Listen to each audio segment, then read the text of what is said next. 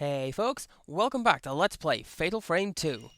I'm CPC Gamer, and I'm still wearing a witch's hat.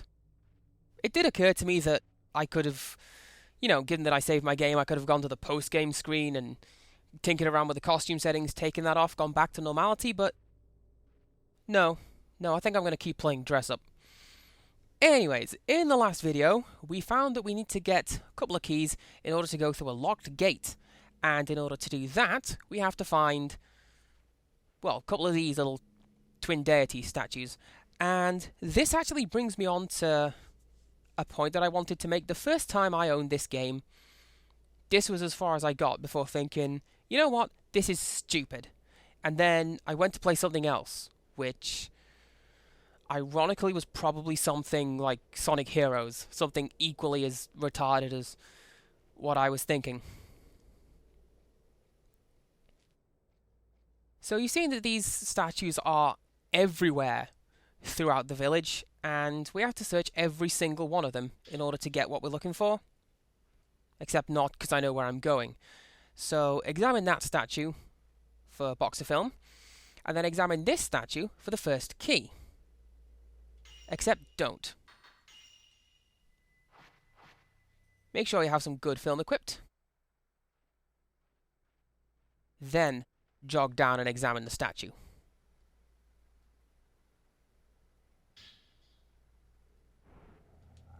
Because we're going to get lynched.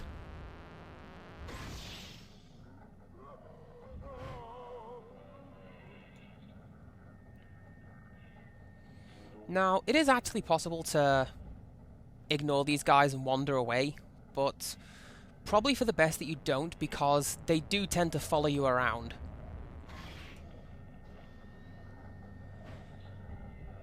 This isn't a particularly interesting fight, I have to be honest with you, because they don't do much. They just sort of mill around getting killed.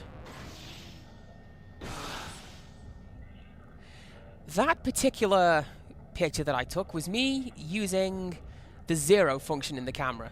You unlock it right near the very end of the game, and well, when you first get it, it's not actually very powerful. But as soon as you put a few stones into it and a few points into upgrading it, it becomes just about the single greatest thing in this game. What it does is it takes a shot and it counts as a 0 shot, regardless as to whether or not it actually is. It is the best thing, especially for a couple of upcoming fights, which, well, I'll talk you through those when we get to them.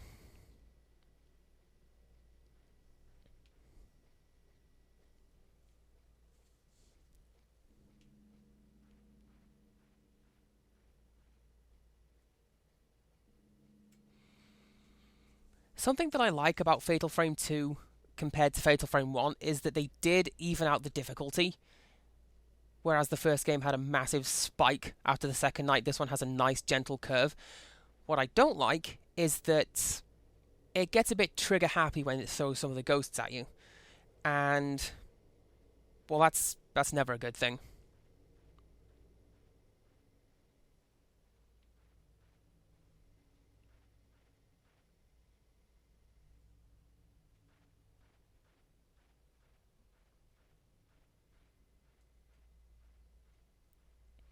You know what? It occurs to me that I've actually gone ahead and missed a bonus. Oh, well.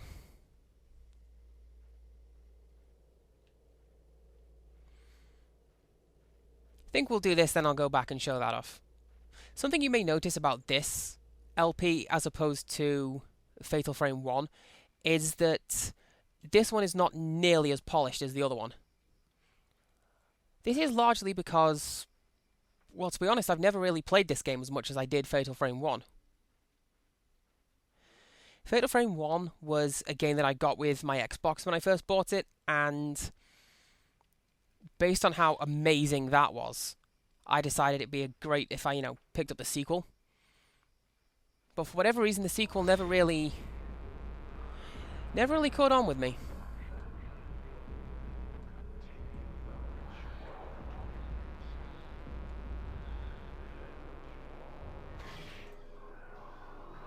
I'm bored waiting for that guy to do his special thing. I'm just going to take a shot of him.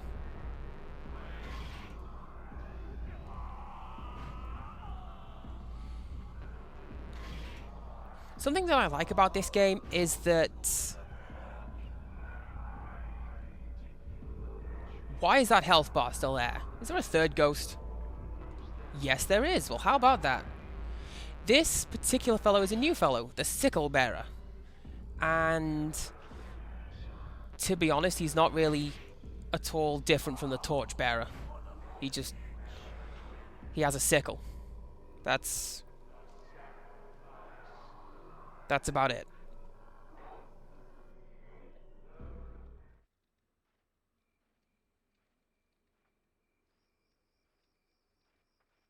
If you're good at that fight, or if you're extremely lucky in that fight, you can get a triple kill.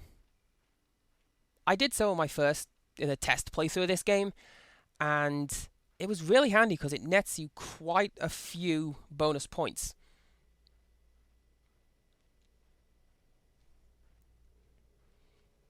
There is another spirit orb back up there. It's next to the...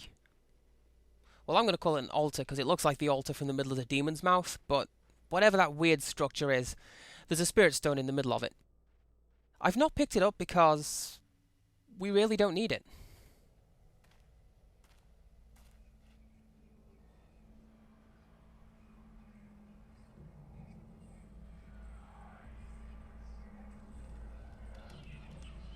Through the mist, through the fog, through the darkness and the shadows, it's a nightmare, but it's one exciting ride.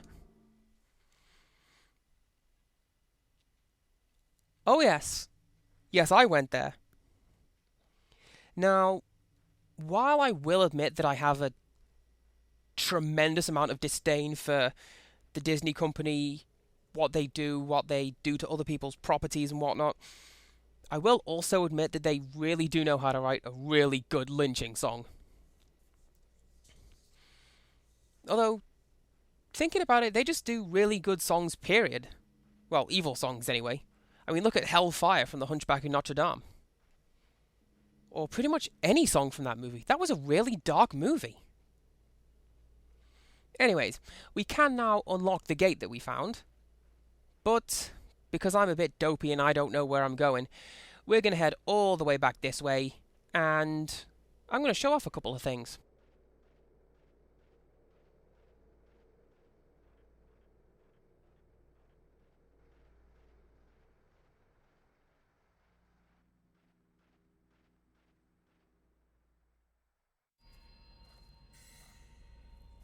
Continuity errors? What continuity errors? I don't see a thing.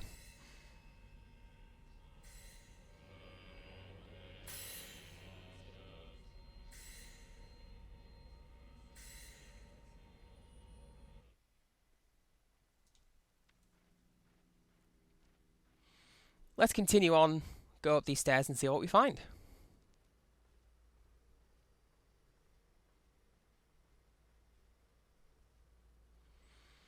I mean, aside from potentially a ghost.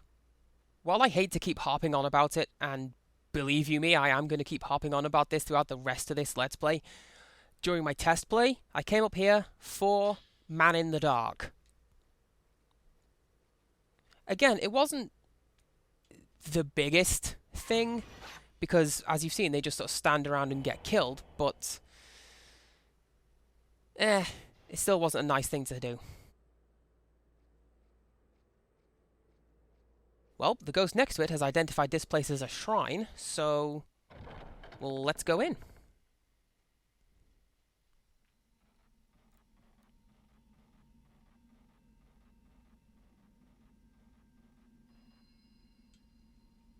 What's this?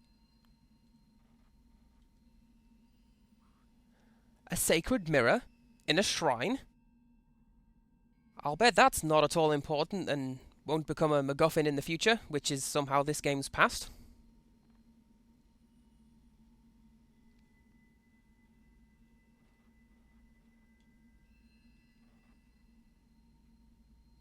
I knew I saw something off to the left. I knew I did.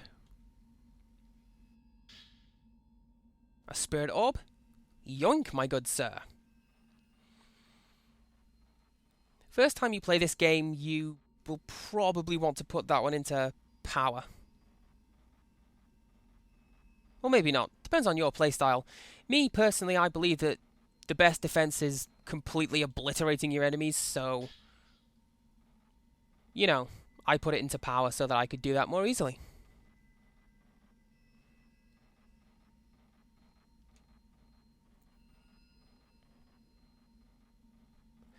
The collision detection in this game is quite a lot better than the first game.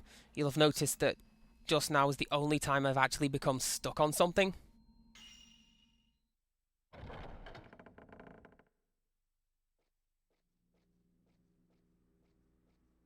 Not entirely sure where I'm going with that sentence. Well, I suppose it's a turn up for the +4s, if nothing else.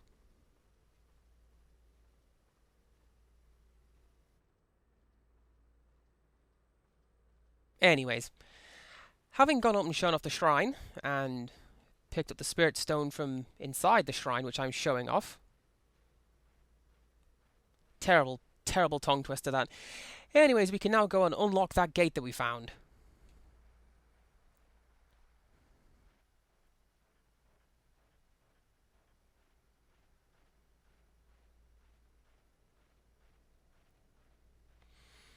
So, yeah, kind of like I was saying at the beginning of this video, I kind of have to apologise that I'm not taking this game 100% seriously.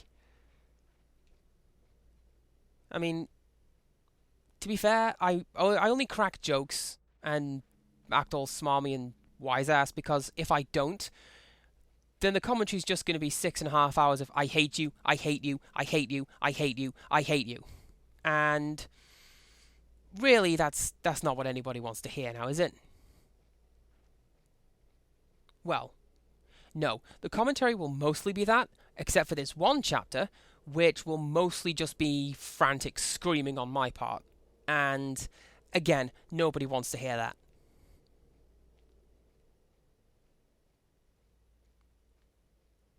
The girl who I'm recording this game for, she knows what chapter that is. Because it's the chapter where she did precisely the same thing. Ah, whatever. Let's go through the gate.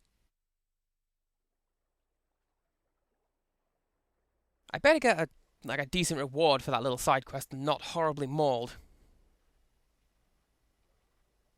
And I really have got to stop starting my sentences like that because it never, ever goes well.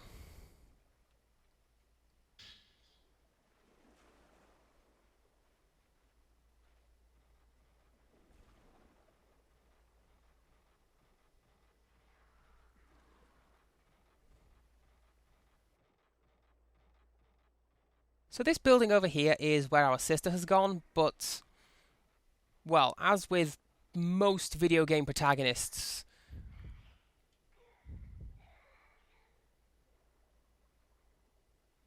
we're going to get distracted. What on earth is that? Oh, it's a floating dead body. Delightful.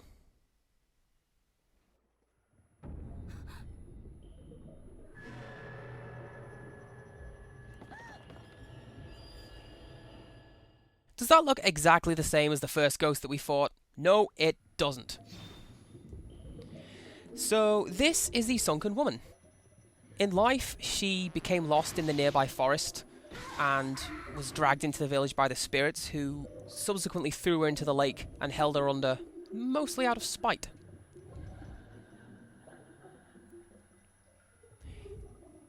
I mean, she died by drowning, obviously, and, well, as I say, the spirits held her underwater, which meant that she couldn't escape and get out. In Japan, that ghost, she's a woman who got spirited away, and some mysterious force threw her into the lake, as I say, for the third time.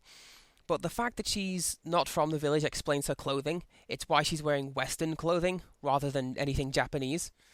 The localized versions of the game do not mention that fact.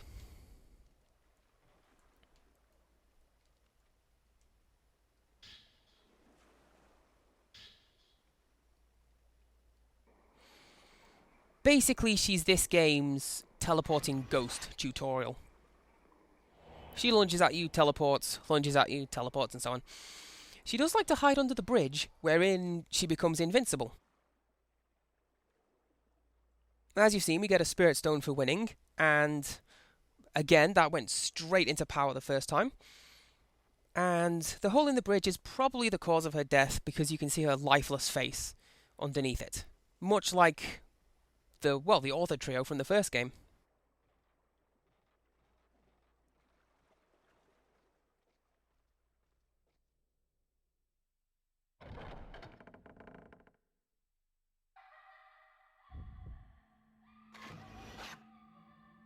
Through the gate, we have a ghost. The bloodied kimono, which is so much foreboding, it's almost entirely too much to take. Holy crap. So I think it's time we're gonna call it a video. In the next video, we're gonna push on into this mansion and probably save our sister and then just leave. This seems like the kind of game to make it that easy, right? Right. So until next time, goodbye.